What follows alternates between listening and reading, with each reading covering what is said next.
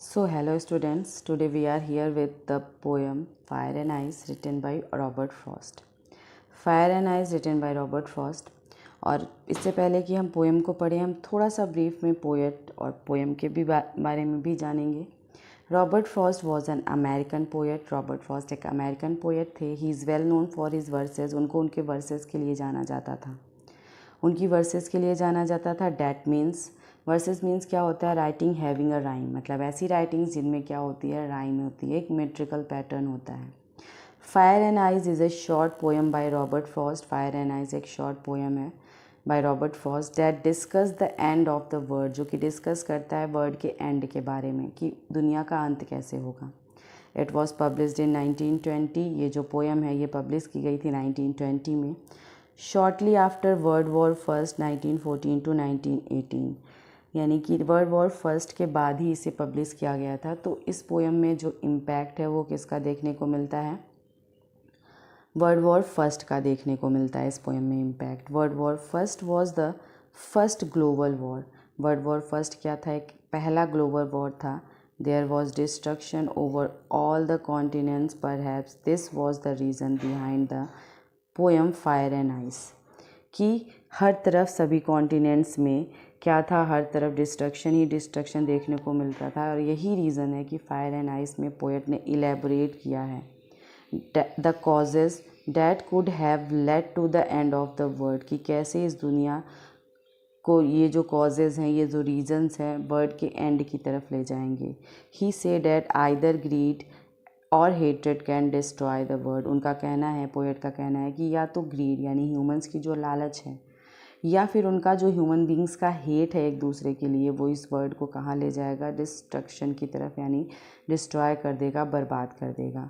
So I think आपको ये explanation समझ में आ गया। और थोड़ा सा फिर से इन शॉर्ट समझते हैं। रॉबर्ट फ्रॉस्ट एक अमेरिकन पोएट थे। He is well known for his versus. वो अपने वर्सेस के लिए जाने जाते थे, यानी writing having a rhyme scheme. Fire and ice एक शॉर्ट पोएम है बाय रॉबर्ट फ्रॉस्ट, और इसमें उन्होंने डिस्कस किया है कि how the world will and, कि दुनिया का अंत कैसे होगा। It was published in 1920। ये जो पब्लिश हुई थी ये 1920 में पब्लिश हुई थी। Shortly after the world war first in 1914 to 1918, यानी ये वर्ल्ड वॉर फर्स्ट के बाद का टाइम था। World war first was the first global war. World war first क्या था? एक पहला ग्लोबल वॉर था। ग्लोबल वॉर समझ रहे हैं, इसमें पूरा ही वर्ल्ड इन्वॉल्व था। और हर तरफ क्या था? There was destruction over all the continent. सभी जगह केवल डिस्ट्रक्शन ही डिस्ट्रक्शन था। और आप देखेंगे फायर एंड आइस में ये जो फर्स्ट वर्ल्ड वॉर का जो इम्पैक्ट है, इन्फ्लुएंस है, आपको साफ साफ दिखाई देगा।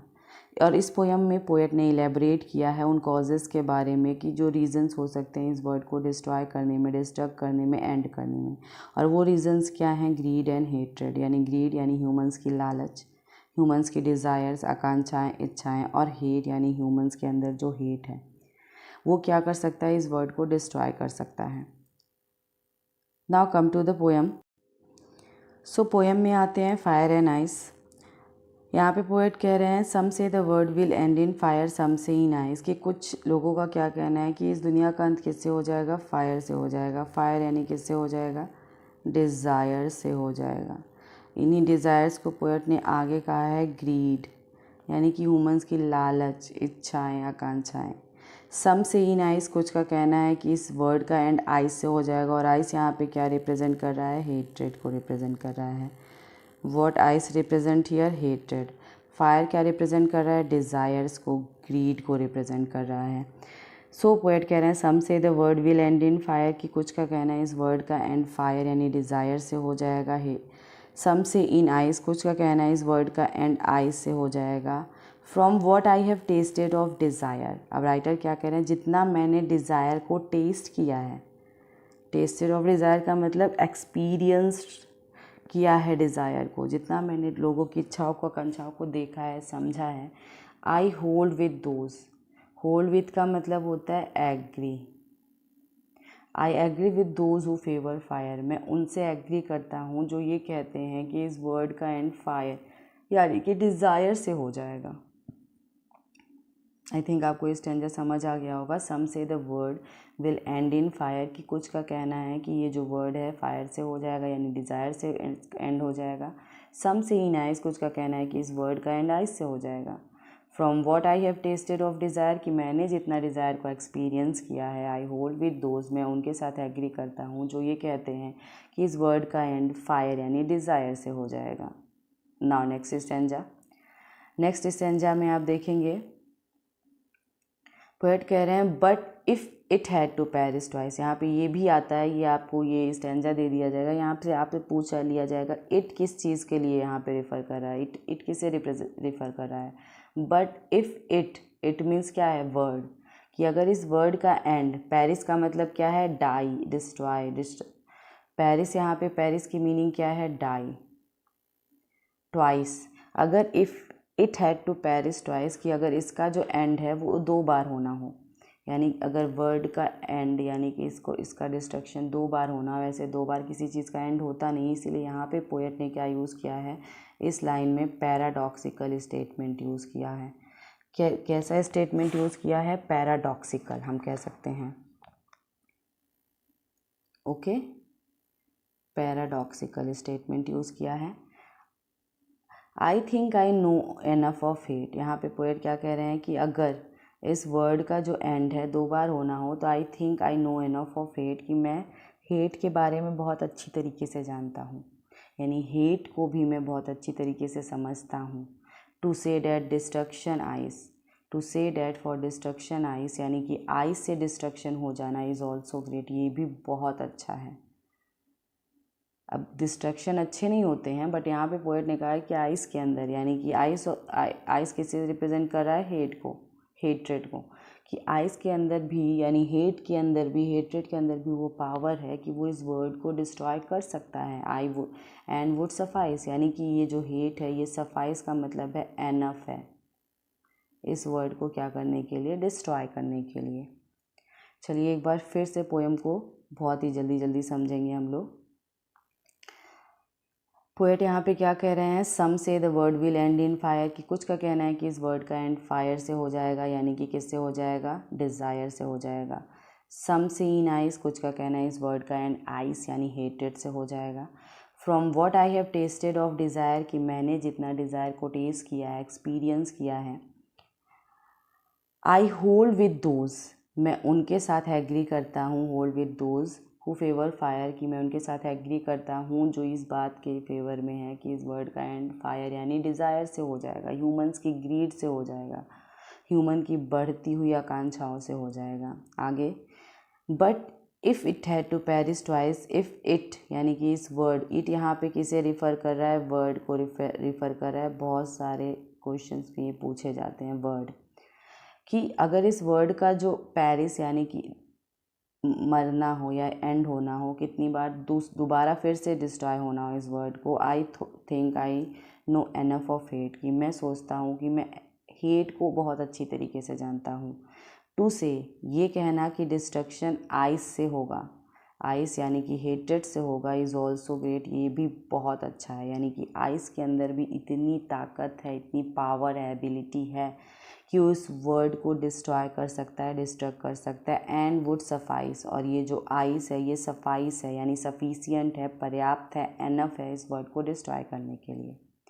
नेक्स्ट हम आगे बढ़ते हैं और भी चीज़ों के बारे में देखते हैं। यहाँ पे फायर क्या रिप्रेजेंट कर रहा है, आप देखोगे फायर रिप्रेजेंट कर रहा है बर्निंग डिज़ायर्स को, यानी सुलगती हुई इच्छाएं, आकांक्षाएं यानी बढ़ती हुई इच्छाएं। ह्यूमंस की ग्रीड को रिप्रेजेंट कर रहा है, लालच को, कॉन्फ्लिक्ट को यानी बढ़ते हुए मतभेद को, लस्ट को रिप्रेजेंट कर रहा है फायर। ये सारे वर्ड फायर को रिप्रेजेंट कर रहे हैं, यानी ये सारे वर्ड एक दूसरे के सिनोनिम्स हैं। नेक्स्ट है eyes represent here eyes cold hatred, indifference, insensitivity. Eyes cold hatred यानी बहुत हद से ज़्यादा हेट्रेड। कोल्डनेस क्या होता है, जब हम इमोशनलेस हो जाते हैं यानी हमारी इमोशंस मर जाते हैं। इनडिफरेंस क्या होता है, जब हमें किसी भी इमोशन से कोई भी लेना देना नहीं होता है, ना हमें दुख महसूस होती है ना हमें खुशी महसूस होती है। इनसेंसिटिविटी क्या होता है कि जब हम इनसेंसिटिव हो जाते हैं यानी हम किसी की फीलिंग्स को नहीं समझते हैं। तो यहाँ पे आइज इन चीज़ों को रिप्रेजेंट कर रहा है। और आप जानते हो कि ह्यूमंस की जो डिज़ायर्स हैं, हेट हैं, वो क्या करेंगी, नुकसान ही तो पहुँचाएंगी। So now come to the next. अब हम पोइटिक डिवाइसेस में आते हैं। स्टूडेंट्स, पोइटिक डिवाइसेस भी बहुत ज़्यादा पोएम्स में यानी आपके एग्ज़ाम्स में पूछी जाती हैं। तो यहाँ पे हम देखेंगे this poem is written in 2 stanza. हमने इसे पहले भी बताया था, 2 स्टैंजा में लिखी गई है। कंसिस्ट ऑफ 9 लाइन्स, यानी एक शॉर्ट पोएम है जो कि 9 लाइन्स की है। फर्स्ट स्टैंजा में कितनी लाइन्स हैं? फर्स्ट स्टैंजा में आप देखोगे 4 लाइन्स हैं, सेकेंड स्टैंजा में 5 लाइन्स मिलेंगी आपको, और दोनों क्या है? 9 लाइन्स हो गई। Now we are going to talk about the rhyme scheme of this poem. Rhyme scheme की अगर हम बात करेंगे तो राइम स्कीम हम जाके पोएम में ही समझेंगे। ओके, हमने क्या बोला था? Rhyme scheme. राइम स्कीम को समझना है, आइए यहाँ पे आ जाते हैं। राइम स्कीम क्या होते हैं? जो लाइन होती है उनके एंड में जो वर्ड होते हैं उनके साउंड से हम डिसाइड करते हैं कि पोएम में किस तरीके की राइम स्कीम बनी है। हम यहाँ पे देखेंगे, हम सम say the word will end in fire. Fire sound को देखेंगे, फायर हमने इसे ए दिया। Now some say in ice. Fire and ice दोनों ही बहुत ज़्यादा डिफरेंट साउंड है। फायर आइस, फायर आइस बोल के देखिए, दोनों डिफरेंट है, तो हमने इसे क्या दिया? बी दे दिया। नाउ डिज़ायर पे हम आते हैं। फायर डिज़ायर दोनों सेम साउंड प्रोड्यूस कर रहे हैं, तो हमने इसे क्या दे दिया? ए। नाउ फोर्थ लाइन में आई hold with those who favour fire. Fire, fire desire, fire तीनों एक जैसा है, साउंड रिप्रोड्यूस कर रहे हैं, तो हमने इसे क्या दिया? ए। आइस अलग था, हमने इसे बी दिया। डिज़ायर, फायर डिज़ायर राइम कर रहे हैं एक दूसरे के साथ। फिर फायर, फायर डिज़ायर फायर एक दूसरे के साथ राइम कर रहे हैं। आइस यहाँ पे एक डिफरेंट साउंड प्रोड्यूस कर रहा है, तो हमने इसे फर्स्ट स्टैंजा की राइम स्कीम क्या हो गई? A B A A. I think आपको समझ आ गया होगा। नाउ सेकेंड स्टैंजा में हम चलते हैं। सेकेंड स्टैंजा में आप देखिएगा, पेरिस ट्वाइस। ट्वाइस एक साउंड हो गया है ना, ट्वाइस को हमने क्या दिया? सी। हेट, ट्वाइस और हेट दोनों ही अलग हैं, तो हम इसे क्या? D. Now ice, twice ice एक दूसरे के साथ राइम कर रहे हैं, हम यहाँ पे सी लिखेंगे। Great, hate great, hate great देखिएगा, हेट एंड ग्रेट ये एक दूसरे के साथ राइम कर रहे हैं, D. Suffice, ice suffice, twice ice suffice ये तीनों एक दूसरे के साथ राइम कर रहे हैं, तो इसे हमने सेम ही लेटर दे दिया है ना। तो सेकेंड स्टैंजा की जो हमारी राइम स्कीम क्या हो गई? C D C. I think आपको समझ आ गया होगा राइम स्कीम कैसे हम देखते हैं कि किस स्टैंजा की राइम स्कीम यानी किस पोएम की राइम स्कीम क्या है। सो हमने राइम स्कीम को पढ़ लिया। नेक्स्ट हम अनदर पोएटिक डिवाइस में आते हैं कि अनदर पोएटिक डिवाइस क्या है हमारी पोएम की? एलिट्रेशन। एलिट्रेशन क्या होता है? Repetition of same consonant sound, यानी सेम कॉन्सोनेंट साउंड का, एक ही कॉन्सोनेंट और वोवेल आपने पढ़ा होगा, सेम कॉन्सोनेंट साउंड का रिपीटिशन इन कॉन्सिक्यूटिव और नियर बाई वर्ड, यानी एक के बाद एक आने वाले वर्ड्स में या फिर पास के ही वर्ड्स में सेम कॉन्सोनेंट साउंड का रिपीट होना। यहाँ पे हमने एग्जाम्पल भी ले रखा है, I hold with those who favour fire, कि मैं उनके साथ हूँ जो किसका फेवर करते हैं? फायर का, यानी डिज़ायर का फेवर करते हैं। इसमें आप देखिएगा एक बार, फेवर फायर दो वर्ड आप देख रहे हैं, इसमें एफ साउंड क्या हो रहा है? रिपीट हो रहा है। एलिट्रेशन क्या होता है? सेम कॉन्सोनेंट साउंड का रिपीटिशन, और ये वर्ड के स्टार्टिंग में ही होता है, इसको आप समझ सकते हो, ये वर्ड के स्टार्टिंग में ही होगा, आपको कंफ्यूज नहीं होना है। फेवर फायर, जैसे फेवर वर्ड स्टार्ट हो रहा है, फायर वर्ड स्टार्ट हो रहा है, तो दोनों के स्टार्टिंग में एफ साउंड रिपीट हो रहा है, तो यहाँ पे क्या हो गया? एलिट्रेशन हो गया। नेक्स्ट एग्जाम्पल हमने ले रखा है सम say in ice. Some say in ice, some say in ice में आप देखोगे एस साउंड रिपीट हो रहा है, एस साउंड रिपीट हो रहा है, तो यहाँ पे भी क्या हो जाएगा हमारा? एलिट्रेशन। ओके, आई थिंक आपको समझ आ गया होगा। नेक्स्ट हम पोएटिक डिवाइस में चलते हैं। नेक्स्ट पोएटिक डिवाइस हमारी क्या है? सो स्टूडेंट, नेक्स्ट हमारी पोएटिक डिवाइस क्या है? Anaphora. The repetition of a word or expression at the start of 2 or more consecutive line, यानी किसी वर्ड का या एक्सप्रेशन, यहाँ पे वर्ड भी हम ले सकते हैं और एक्सप्रेशन का मतलब होता है ग्रुप ऑफ वर्ड्स भी हो सकते हैं, जिनका रिपीटिशन 2 या 2 से ज़्यादा लाइन में वर्ड के स्टार्टिंग में ही हो। कॉन्सिक्यूटिव लाइन मतलब एक के बाद एक आने वाली लाइंस में, इसे हम पोएम में जा कर के समझेंगे, हमें बहुत बेहतरीन तरीके से समझ में आएगा।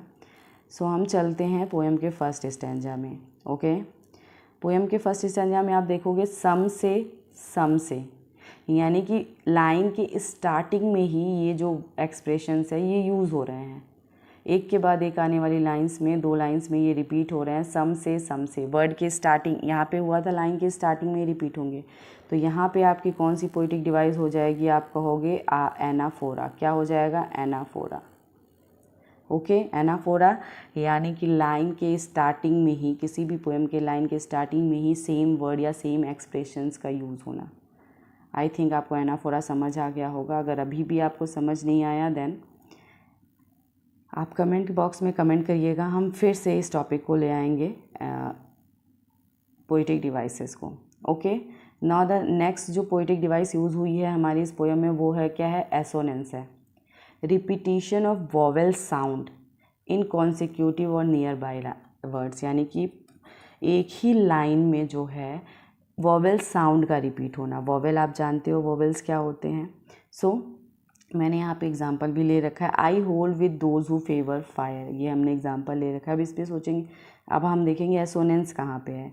होल्ड में ये ओ साउंड रिपीट हो रहा है, आप देखिएगा होल्ड में ओ साउंड रिपीट हो रहा है, दोज में ओ साउंड रिपीट हो रहा है, who o sound, favour o sound. तो ये क्या है, एसोनेंस है। यहाँ पे कोई वर्ड का स्टार्टिंग नहीं है, न लाइन की स्टार्टिंग है, केवल आपको सेम लाइन में रिपीट हुए वोवेल साउंड को देखना है और कोई कन्फ्यूज़न नहीं होगा। पोएम में आपको स्पेसिफिक इंडिकेट करके बोलेगा कि इस लाइन में कौन सी पोइटिक डिवाइस है। तो जो भी प्रोमिनेंट, जो भी आपको दिखेगी उसमें प्रोमिनेंट जो पोइटिक डिवाइस, आप उसे टिक करोगे ऑप्शंस में से। सो यहाँ पे आपने देख लिया, एसोनेंस को समझ लिया। यहाँ पे एच होल्ड में ओ साउंड रिपीट हो रहा है, दोज में ओ साउंड रिपीट हो रहा है, हु में ओ साउंड रिपीट हो रहा है, फेवर में हो। तो यहाँ पे क्या हो गया, एसोनेंस हो गया। नाउ नेक्स्ट पोइटिक डिवाइस क्या है, एन।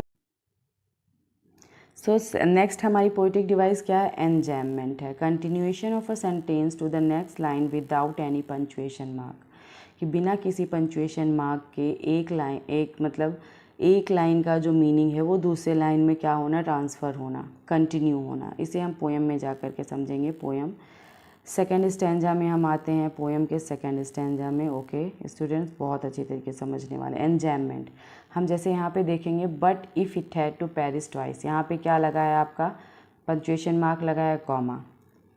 नाउ नेक्स्ट लाइन पे हम देखते हैं, I think I know enough of hate, यहाँ कोई पंचुएशन मार्क्स नहीं है। To say that destruction, for destruction ice, यहाँ कोई पंचुएशन मार्क नहीं है। इज़ ऑल्सो ग्रेट, यहाँ कोई पंचुएशन मार्क्स नहीं है। तो इन तीनों ही लाइंस में क्या है, आपकी एनजैममेंट पोइटिक डिवाइस है, यानी बिना किसी पंचुएशन लाइन के जो है एक लाइन की जो मीनिंग है दूसरे लाइन में कंटिन्यू हो रही है ना। तो यहाँ पे इन तीनों ही आप देखोगे, इन तीनों ही लाइंस में कौन सी पोइटिक डिवाइस यूज़ हुई है, इन तीनों ही लाइंस में एनजैममेंट यूज़ हुआ है। क्या यूज़ हुआ है, एनजैममेंट हम कहेंगे। एनजैममेंट हमने पढ़ लिया, enjambment continuation of sentence to the next line without any punctuation mark. I hope you are able to understand. Now the next poetic device यहाँ पे क्या यूज़ हुआ है, irony. Use of word in which the superficial meaning is actually opposite to the real or literal meaning.